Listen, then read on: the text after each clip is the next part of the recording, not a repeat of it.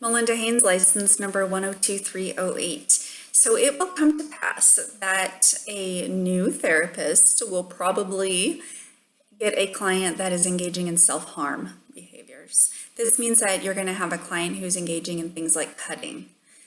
Now, our training, or I guess our common sense, wants us to get the behavior to stop. Like, that's the ultimate goal, stop the cutting. Well, we're putting the cart before the horse here. Now, as long as the cutting isn't deep wounds like suicidal wounds, we don't have to immediately get them to stop. That's not our first and ultimate goal. Now, if there is suicidal ideation, suicidal behaviors going along with it, of course, we have laws that regulate what we need to do, in that kind of circumstance. But if it's superficial cutting, our first primary goal isn't ice, red marker, punch your pillow, scream into your pillow. It's not necessarily that, just to find another way to express anger and to stop the cutting. The first goal could be to let the wounds talk. If that cut right there could speak, what would it say? What's the behavior saying?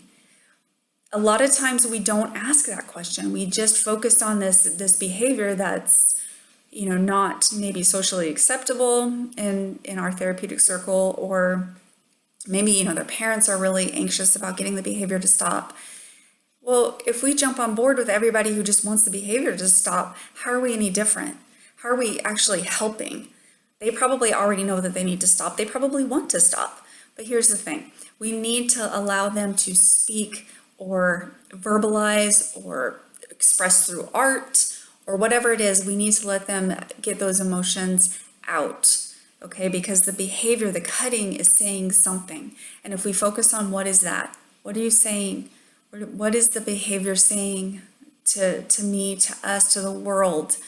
When we can take it from that perspective, we can actually come alongside the client and be a force of healing. The client will then give up their cutting behavior on their own because it's not going to be necessary anymore. Right now, the cutting's serving a purpose. The pain feels so bad that I don't know what else. Like, I feel better when I actually am physically hurting. Or, nobody will listen to me. I feel like I can't express myself. There's a million different ways that, this kind of manifests. But when we step alongside into the client's pain and work with the client to help them express themselves in a way that, they don't need to do that behavior anymore, then we'll naturally see the behavior diminish and then be eliminated. So I hope that helps take away some of the fear and anxiety regarding working with clients who are engaging in self-harm. Thanks for watching.